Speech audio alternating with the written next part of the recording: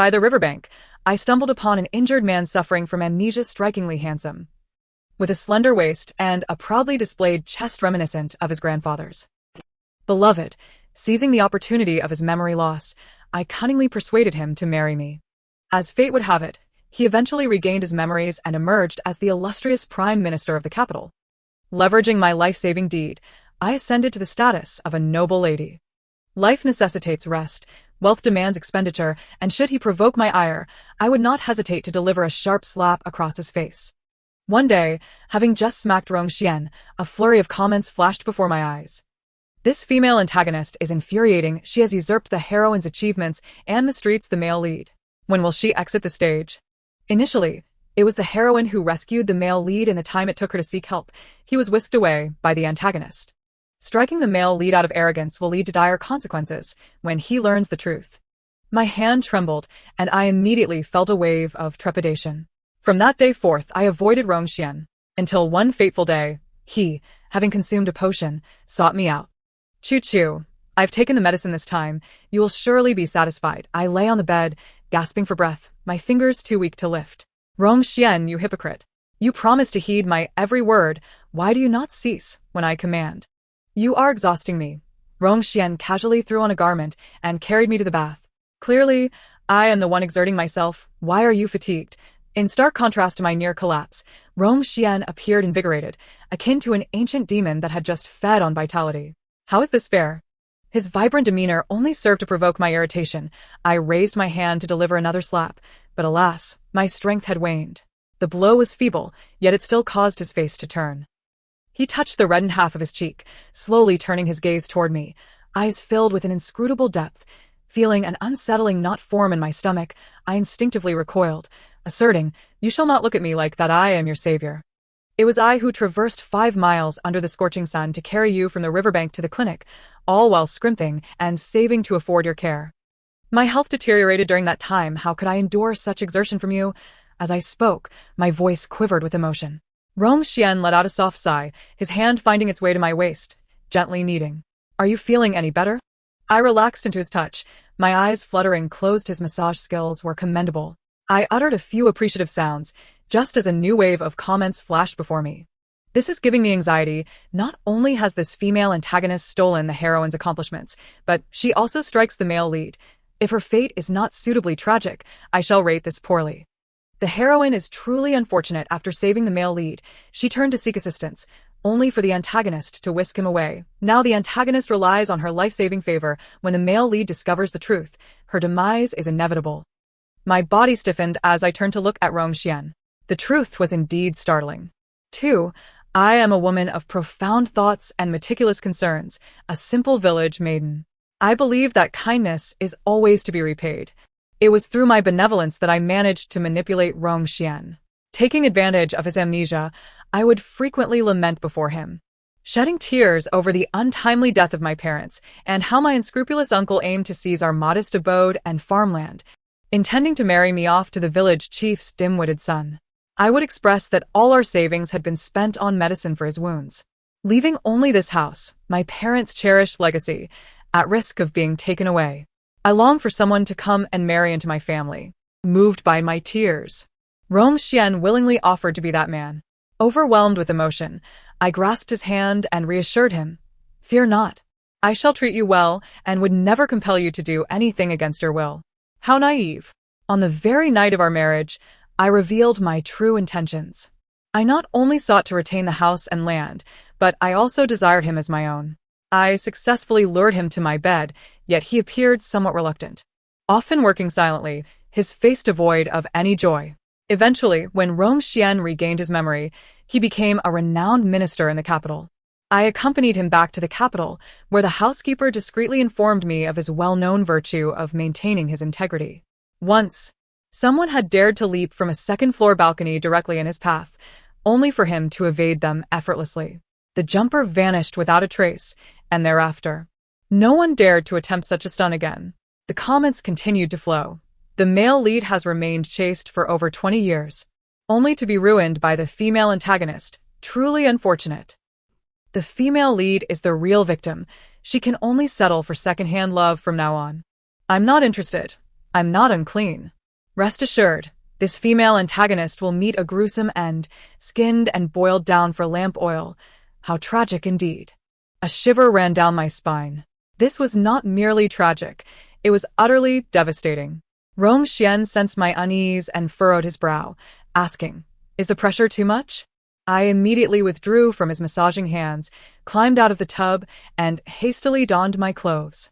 "What's wrong with you, Chun-He?" he inquired. Confusion etched upon his features.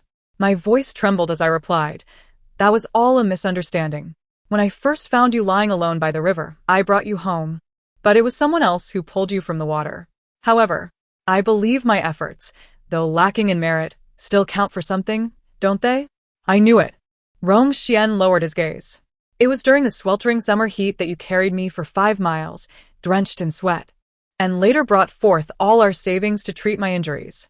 Without you, I would have perished by the riverside. For this lifetime, I shall repay you as best as I can. You have told me this time and again, and I have never dared to forget." He stepped closer, taking my hand and placing it upon his chest. Leaning down, he whispered in my ear, "You saved my life. You may do as you wish with me." The warm breath against my ear sent a tingling sensation through me, and I instinctively tightened my grip, causing Rong Xian to let out a soft sigh, his gaze growing more profound. Amidst the numerous question marks swirling in my mind were a few scattered comments. Isn't the male lead supposed to be a cold and unattainable figure? Who is this seductive fox? The female antagonist truly has her ways. She has transformed the male lead. Perhaps she should start a tutorial to profit from this. You up there, are you still thinking about making money? Once the male lead discovers the truth, she is doomed. Do you wish to end up as lamp oil too? Rong Xian continued to breathe softly in my ear, guiding my hand in circles over his chest, before slowly trailing it downward. "Chun, he called out to me, his eyes shimmering with unshed tears. Around his neck hung a cheap jade pendant, inscribed with my name, which I had purchased for 10 coins during a visit to town. I had placed it around Rong Xian's neck, declaring, 'From this day forth, you are mine.' That very night, he truly called out to me. Had it been in the past, I would have pounced on him without a second thought, consumed by desire. But now, I firmly pushed him away. 3. I adjusted my clothing and took several steps back. I merely rescued you from the river. The one who truly saved your life is someone else. Your gratitude has been more than sufficient. There is no need for such actions." Rong Xian's expression changed dramatically at my words. "Why? Are you satisfied now?" What nonsense he was thinking. I hastily retorted, "Do not speak such foolishness. You have always been the noble and dignified Minister Rong in my eyes. A snow lotus atop a distant peak." Rong Xian's face darkened further. After a moment of silence, he said, "I apologize. I have not been good enough. Always considering my status as a minister, imposing too much distance. From now on, I shall learn how to serve you better." Where was his understanding leading him? For the first time, I regretted instilling in Rong Xian the notion of gratitude. How had he changed so? When he eventually learns the truth and realizes that I, his so-called savior, was a fraud, he will surely turn me into lamp oil. For I am a simple village maiden, barely able to read, with a limited vocabulary and an inability to express myself beautifully. I resolved to demonstrate my intentions through action and turned to leave. Yet, after only a few steps, I suddenly felt a force pulling me back. I then realized that I had grasped the jade pendant around Rong Xian's neck. The tugging had left the skin on his neck slightly reddened. His gaze was filled with turmoil and a hint of humiliation. What was this expression? The air fell silent for a moment, and then Rong Xian seemed to reach a decision. He slowly knelt before me, crawling a few steps closer, and embraced my legs. Raising his tear-filled eyes to me, he pleaded, "Mistress, I shall obey you from now on. Please do not abandon me." The comments exploded in chaos. Am I in the right channel? Are they really playing this? This girl is living so well. Let me swap places and act for a couple of episodes. Where are the morals? Where are the boundaries? Where is the tutorial? I would willingly take the tutorial, even if it means being shattered to pieces. I was utterly astounded by Rong Xian's actions, my spirit soaring and yet struggling to comprehend. I hurriedly attempted to remove the pendant from his neck, repeatedly apologizing. I'm sorry. I pulled him up from the ground and cast the pendant into a corner before fleeing. I ran so swiftly that I failed to notice the despondent and wounded expression in Rongxian's eyes. 5.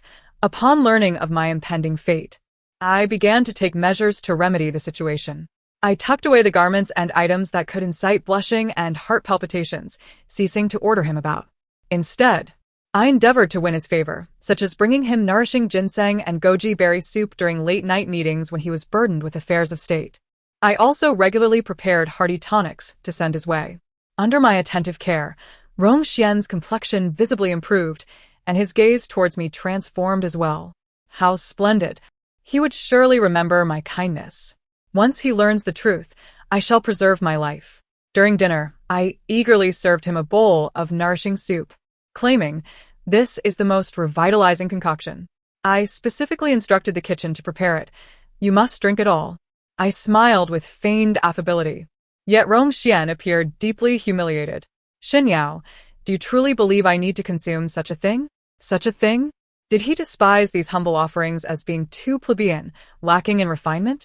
The housekeeper had assured me that this soup was exceptionally nourishing. I earnestly began to persuade him. These are all excellent tonics. While they may lack elegance, they are undeniably practical. Extremely nourishing. Rongxian's expression grew increasingly mortified. Under my watchful eye, he drank the soup with the determination of one marching to the gallows. I felt a sense of satisfaction. Yet, upon returning to my room after a bath, I discovered that the bed curtains had already been drawn closed. Without much thought, I strode forward, and as I pulled aside the curtain, a tremendous force struck me at the waist. I couldn't help but gasp, my gaze meeting Rongxian's eyes, which were filled with a passionate longing. His hair was still damp from a recent bath, and a faint scent of soap lingered around him, hinting at his fresh cleanliness. "Chun-He, I've consumed the soup. It's time to test its effects," Rongxian said, his voice husky as he swallowed hard. The thin garment he wore slipped down, revealing a sculpted chest, strong and fluid in its form. Heaven knows how immensely tempting this sight was for me. I swallowed hard, striving to avert my gaze and refrain from touching him inappropriately as I extended my hand to help him adjust his clothing. In a low voice, I stated, "I apologize. I cannot harm a man. Henceforth, I shall not allow you to do such things." "Why?" Rongxian's voice was sharp, his eyes tinged with red, and his hands trembled slightly. He seemed profoundly moved, on the verge of tears. I immediately pressed on, striving to articulate my thoughts eloquently. "Rongxian, I am exceedingly grateful for your dedication during this period. I was too headstrong before, neglecting your feelings. Rest assured, I shall prioritize your feelings henceforth and never compel you to do anything against your will." Rongxian was led down from the bed, stumbling as he exited the room. He appeared quite dejected. Perhaps it was merely my illusion. The following morning, upon awakening, I was greeted by a flurry of excited comments. Joyful tidings. The heroine has returned from her maternal home in Jinling. A meeting with the hero is imminent. The hero will undoubtedly sense the heroine's uniqueness upon meeting her, leading to suspicion and thorough investigation, ultimately unveiling the truth. Although it's a common trope of amnesia, I, a simpleton, find it delightful. When will the hero and heroine finally engage in sweet interactions? I long to witness their fervent affection. Instantly alert, I hurriedly arose from my bed, tidied myself, and rushed to find Rongxian. The servants informed me he was in the study. Upon arrival, I found the room empty. Just as I was about to leave, I noticed a corner of a book peeking out from beneath the table's paper. Flirtation, charm. I couldn't recognize all the characters. What book is this?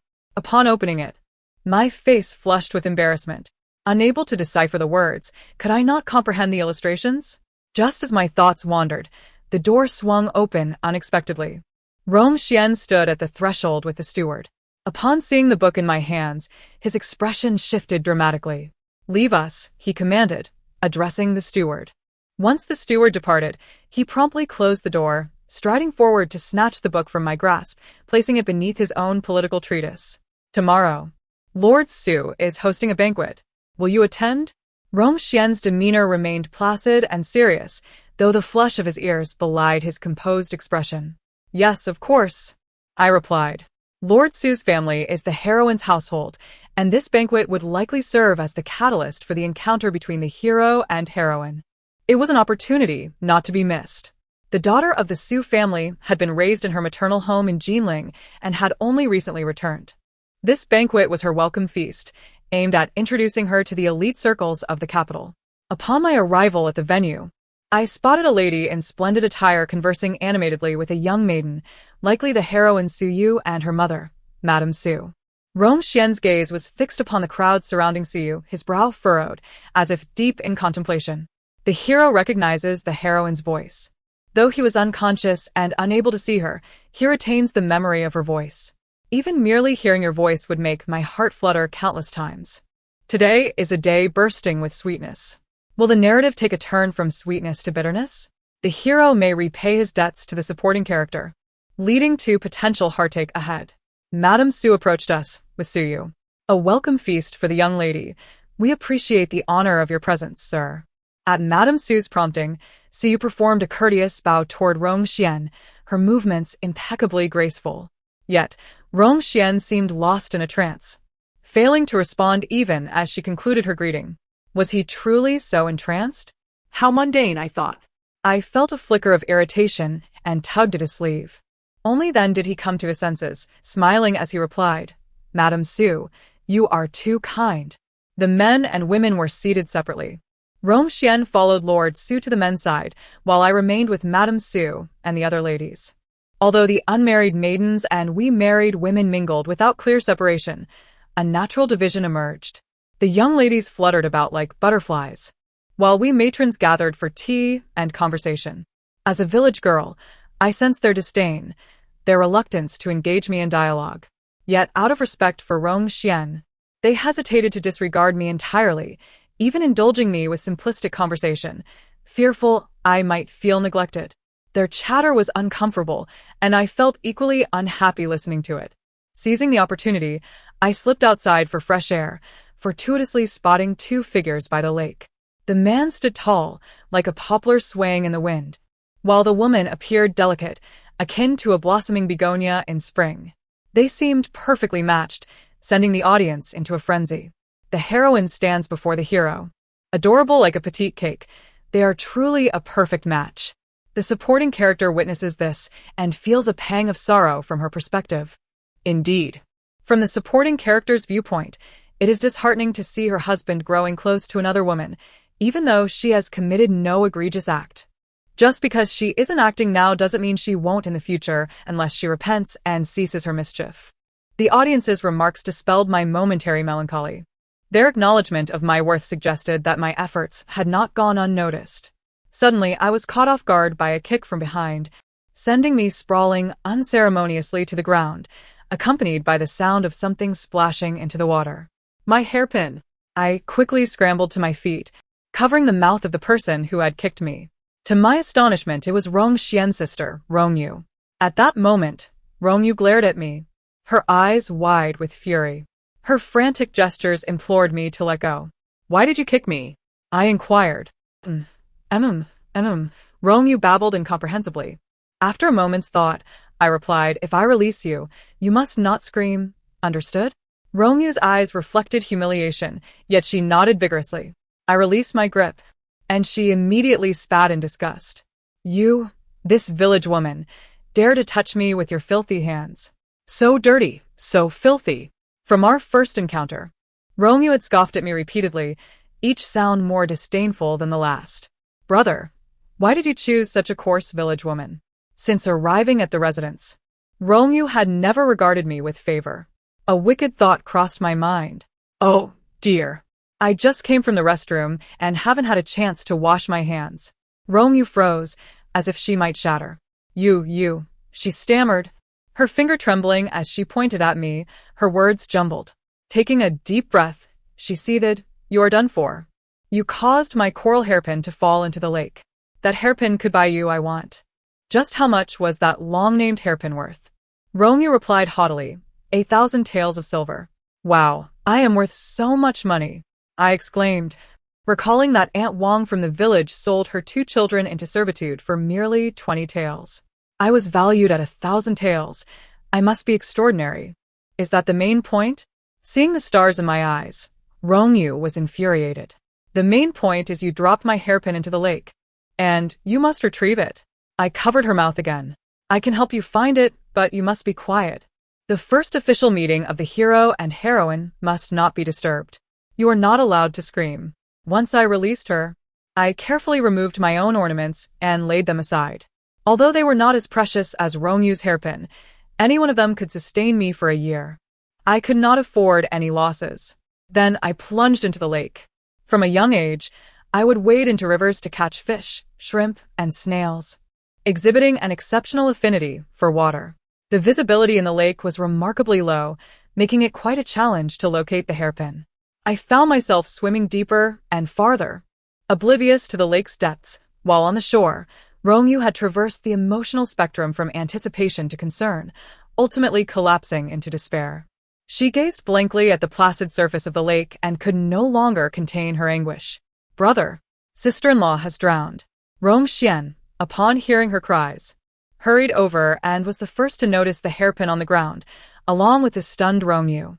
Where's your sister-in-law? He inquired. Trembling, Rongyu pointed towards the lake. Without a moment's hesitation, Rongxian shed his outer garment and leapt into the water. Meanwhile, clutching the hairpin, I had just surfaced when I noticed a dark figure looming above. What? I was thrust back into the lake by Rongxian. My grip faltered, and the hard-fought hairpin slipped back into the depths. Gurgling sounds escaped my lips as Rongxian grasped my chin, forcing air into my lungs, stifling all the curses I had intended to unleash. I wanted to retrieve the hairpin, but he resolutely dragged me back to the surface. This is all your fault. I had found that hairpin, and now it's lost again. What wretched hairpin could possibly be worth risking your life for? Rongyu, who had initially worn a look of joy, now hung her head in deep disappointment. Rongxian glanced at her, his brow furrowing. Go to the ancestral hall and accept your punishment.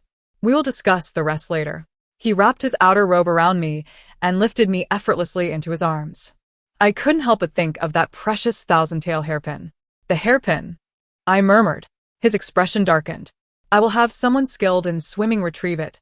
This assurance put my mind at ease. Suiware approached us, and I struggled to be set down by Rongxian, aware that being seen in such proximity by the female lead would complicate matters. Yet his grip was firm, as if he intended to meld me into his very being.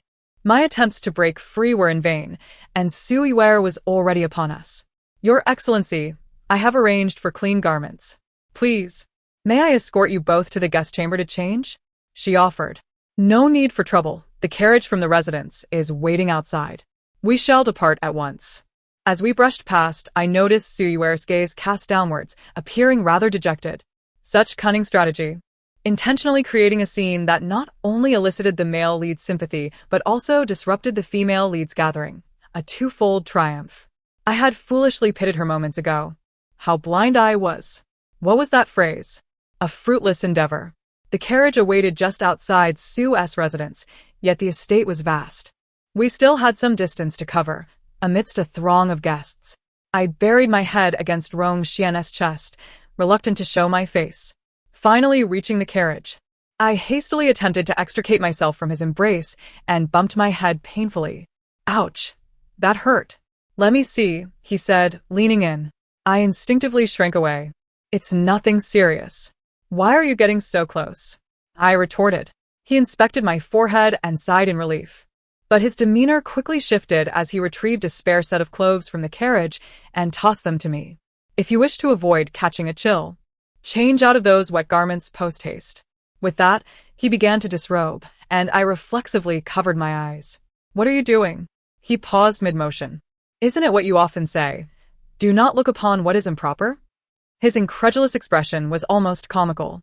Should I avert my gaze while you change as well? Of course. I shall be changing too. Turn around and do not peek. He ground his teeth together in exasperation and turned his back. What do you take me for? In that moment, I was reminded of a rabbit I had once cared for, which would stomp its feet and turn its back when upset. Rongxian bore a striking resemblance to that rabbit now. I quietly turned away to change. I pride myself on fairness. If he refrained from peeking, I would do likewise. Are you done yet? I'm about to turn around. I'm ready, you can turn back. Rong Xian had also changed, his expression taut, refusing to engage with me. I sensed it best to maintain some distance and chose not to initiate conversation, instead drifting into my thoughts. Does Rong Yu often take advantage of your absence to bully you? It took me a moment to respond, snapping back to reality. No. She merely jabs at me with her words, but I always retort. Rong Xian fell silent for a moment, slowly inching closer to embrace me. I'm sorry for not taking better care of you. From now on, I will ensure that no one in the household dares to mistreat you again. A warning bell rang in my mind. Why was he embracing me? I pushed against him, but he held me firmly, increasing my efforts. I found him only tightening his grip. In a flurry of confusion, I found his entire being pressed against me. Chunha, do not move. I won-tea. Realizing the nearness of his physical prowess made me hesitate. You mustn't be reckless. Haven't we done nothing of the sort before? Why are you so shy now? This isn't a carriage, separated only by a curtain from the driver and the common folk outside.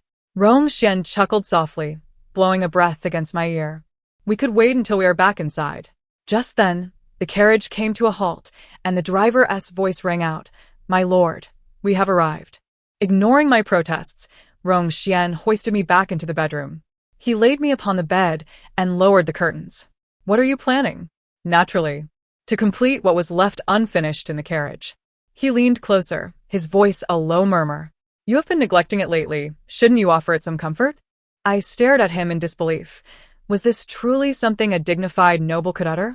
Rong Xian, have you no regard for your reputation as a chancellor? Previously, I had been too restrained, but I have learned much recently. Care to try? He grasped my hand, slowly guiding it downward. My face flushed crimson. No. This isn't right.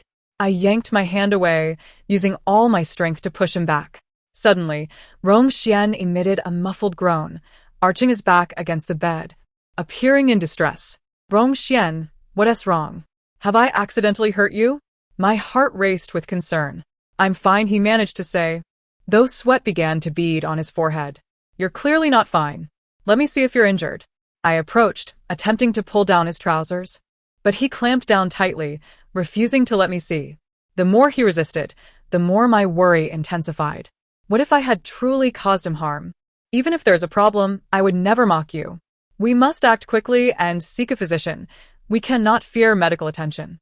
He seemed to be in considerable pain, lacking the strength to resist. With ease, I pried his hand away and caught sight of his exposed skin, which had turned a rosy hue. Now you can rest easy. I scrutinized it closely, concluding that it appeared to be without issue. However, mere observation was insufficient. We ought to consult a doctor for peace of mind. As I turned to seek a physician, he seized my wrist, spinning me around. In an instant, our positions were reversed, and I found myself beneath him. There is a quicker and more effective way to ascertain its condition. My eyes brightened. Why not test its abilities directly? Absolutely not. I cannot engage in such acts with you. Why not? Rong Xian's demeanor darkened. There are matters we cannot explain. I hesitated, finally stating, I simply don't want to. He seemed to crumble, but after a moment, he reassembled himself, staring at me with a brooding gaze. Shen Chuanhe, are you concealing something from me? My heart raced. No, my life is entirely within the Chancellor's residence. What could I possibly hide? He contemplated this reasoning. Why have you been acting so strangely? You used to seem eager to exhaust me, yet now you flinch at my slightest touch. I have not, I quietly retorted, acknowledging that while he possessed striking looks, exceptional skills, and a commendable physique, I had held considerable affection for him in the past. Could it be that he was ensnared by the allure of wildflowers outside? That seemed implausible. Who could possibly lure him away from my side? As I observed Rong Xian's increasingly erratic thoughts, I hastily intervened. Stop indulging in such fanciful notions. I merely believe we ought not to proceed in this manner. I am but a benefactor who reaps the rewards of another's efforts. It's all a facade. Rong Xian's pupils widened in shock, his expression one of disbelief. We shouldn't tea? Then why did you brew that laborious soup for me? From now on, you must cease, as I should not be drinking it. He released me, swiftly donning his clothes. If you choose not to, then I certainly do not yearn for you. Just before exiting, He delivered a parting remark with palpable intensity. Shen Chuanhe, I am genuinely angry. The kind that cannot be soothed. The door slammed shut with a resounding thud, causing it to tremble thrice. I refrained from uttering a word. Why was he so incensed? The male lead and the female supporting character are indeed a case of incompatible magnetic fields. The male lead has yet to uncover the truth, and their relationship has already soured. Yet, I cannot shake the feeling that the male lead's final words were a plea for comfort, an invitation to reconcile. I hold a similar sentiment. The male lead is merely posturing, and should the female supporting character lean in for a kiss at that moment, he would undoubtedly transform into a loyal dog. You all are overthinking it. How could the male lead possibly develop feelings for the female supporting character when it is the female lead who saved him? Each held steadfast to their beliefs, as if each perspective bore validity. I discerned no useful information. Rongxian had not sought me out for several consecutive days, and I deliberately avoided the places where he frequently appeared. Since that day, we had not crossed paths. Bored within the confines of the estate, I ventured out for a stroll. To my surprise, I encountered Sui Ware. What a serendipitous meeting with the Prime Minister's wife. I forced a laugh. What a coincidence indeed. Sui Ware replied, I've heard that your connection with the Prime Minister stems from your act of saving him during his injury and amnesia in Jinling. I grew up in Jinling as well, and once rescued a man by the river. Isn't that remarkable? Sui Ware was the epitome of a refined lady, her speech imbued with gentle elegance. Although she was subtly pointing out my own shortcomings, I was, after all, at fault.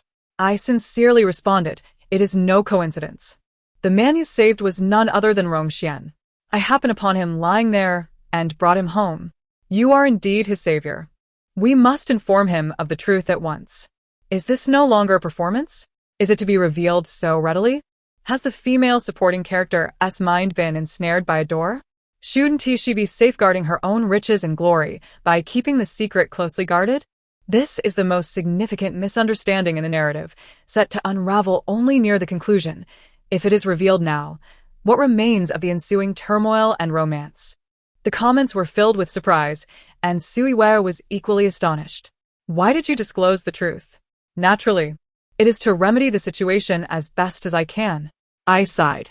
In the past, I took advantage of the life-saving grace I had rendered to Rongxian and acted quite inappropriately. However, one cannot hide the truth forever. Rather than waiting for him to discover it himself, I would rather confess proactively. Are you afraid he would retaliate upon discovering the truth? Sui Ware immediately perceived the subtext in my words. I nodded vigorously. The female lead is indeed astute, she assured me. You must clarify matters with Rongxian. I can vouch for you before him and assist in your departure. How could I possibly refuse such an offer? Upon returning to the Prime Minister's residence, I promptly packed a small bundle. The issue was I had not seen Rongxian recently. Thus, I rose early and stationed myself along his usual route to court. Upon spotting him approach, I sprang forth from my hiding place to confront him. Rongxian, seeing me, arched his lips into a slight smile and scoffed. What brings you to seek me, my lord? I have come to apologize. His smile broadened. Then I, as a magnanimous gentleman, forgive you. It seemed he had spoken too soon. What?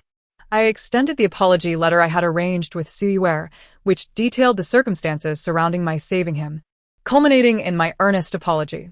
This is your letter of apology. What need is there for an apology letter? I was not truly angry. I only wished to startle you. As he reached for the letter, I hastily stopped him. Best to wait until after court to read it. By then, I should have already fled under Sui Ware's guidance. I sense you are somewhat anxious. What is written in this letter? Oh, merely my regrets toward you. Then why not allow me to see it? I merely feared you would be late for court.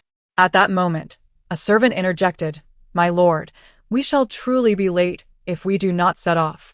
Rongxian glanced at the envelope and leaned closer to whisper, If this contains anything that displeases me, you shall witness how I deal with you upon my return. The weight of his words reverberated with an unmistakable threat.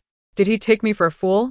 He had declared his intent to reprimand me, yet expected me to remain patiently at home awaiting his return. I had initially hoped to apologize to him in person when he confronted me, but it seemed prudent to flee now. A shiver ran down my spine. I needed to escape promptly. Suiware kept her promise, arranging for a black canopy boat to await me at the riverbank. This vessel will take you to your desired destination. Here are some silver coins to sustain you for a while. I received the small pouch from her hand, nearly moved to tears. Though I had pilfered considerable wealth from the Prime Minister's estate, sufficient for my future expenses, her kindness was truly exceptional. Thank you. I boarded the boat and waved my handkerchief at her. She reciprocated with a thank you of her own. The Sioux family had recently encountered some troubles requiring the Prime Minister's assistance, and I was in dire need of his gratitude. As the boatman propelled the vessel away, Suiware appeared to diminish in size before my eyes. Sai. Uncle.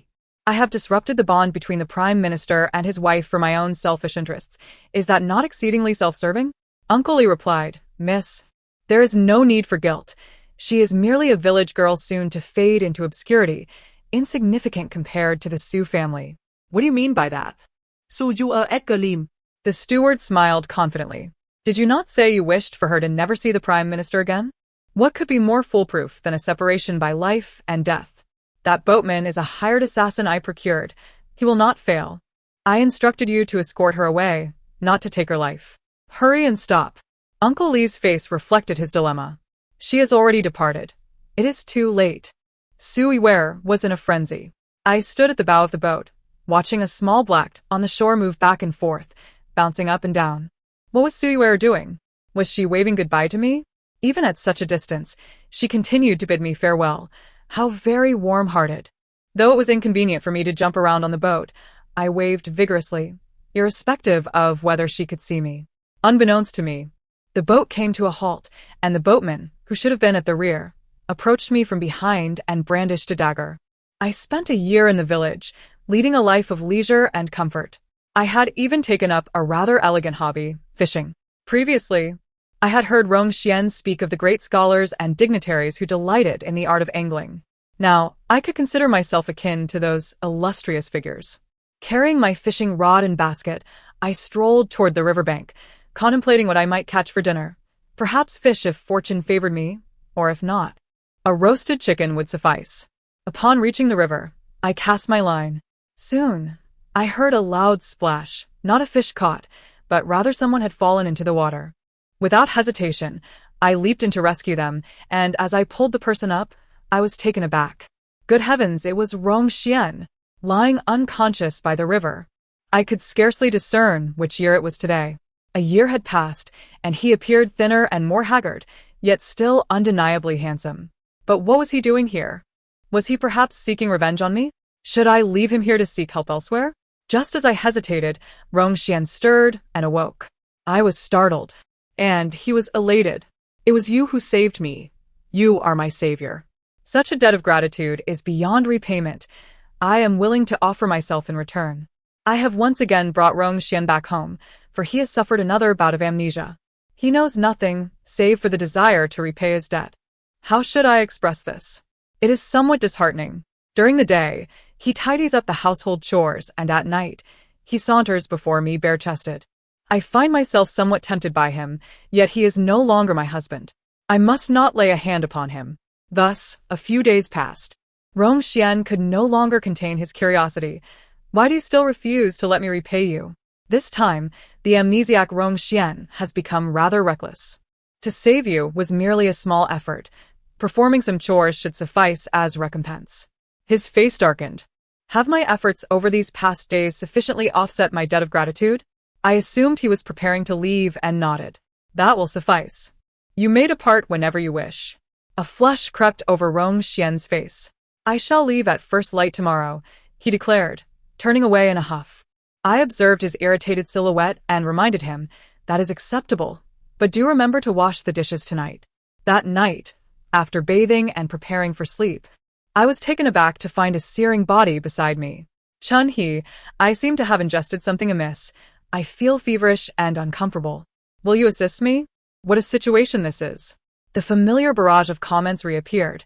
Now I believe the male lead has truly fallen for the female supporting character. He has been frantic for a year, and upon sensing her desire to abandon him, he feigned amnesia. The thoughtful male lead is administering his own remedy. Will the female supporting character remain indifferent? The male lead muses. Why hasn't my wife consumed me yet? Is my appearance no longer appealing enough? Perhaps I should enhance my lure. If that is the case, I shall not hold back. A night of indulgence ensued. The following morning, upon waking, Rongxian began demanding explanations. You must take responsibility for your actions. This charlatan dares to employ such tactics to bind me to him. No, you asked for my help. I merely requested a few buckets of cold water, not this. I feigned exasperation. I am a gentleman of good standing. How can I ever marry if you continue this way? I surveyed him with a mischievous grin. This is not your first dalliance. Have you not been married before? What pretense is this, Rongxian? My tone was deliberately teasing. Rongxian's face turned crimson. You know about that. Indeed, I nodded. He suddenly lunged into my embrace, lamenting. Did you leave a letter and vanish? Do you know how I have endured this past year? Not to mention that you saved me as well. Even without that, a simple clarification would suffice. Repayment does not solely lie in offering oneself. In your eyes, have our many cherished moments together not instilled sufficient trust? Perhaps I have failed to provide you with enough reassurance. I shall strive to improve. He managed to soothe himself with these words. I had yet to formulate a response. Come back with me. With our feelings laid bare, I returned to the capital with Rongxian. Suiwei arrived in tears to greet me. Thank goodness you are unharmed. If anything had happened to you, my conscience would forever be burdened. I comforted her. Do not weep. I am perfectly well. By the way, why do you appear so haggard? Suiwei, once a vibrant begonia, now seemed somewhat wilted. With gritted teeth, she replied, I have been at Putua Temple praying for the nation, so life has naturally been austere. Rongxian encircled me from behind. Miss Su, if there is nothing else, Chun, he, and I shall take our leave. He escorted me back to the Xiang residence. Your benevolence can be seen in Miss Su's prayers at the temple. Madam, let us not concern ourselves with others for now. Do you recall what I mentioned a year ago? If anything in this letter displeases me, I shall have to address it. As he spoke, he began to unfasten his belt. It is broad daylight. What do you intend to do? Chun, he, what do you think? Do not approach me. It is too late. The belt slipped from his grasp to encircle my wrist. The rest, I shall refrain from detailing. The end of the text. Thank you for listening. If you enjoyed this, please remember to like and subscribe. Until we meet again in the next story.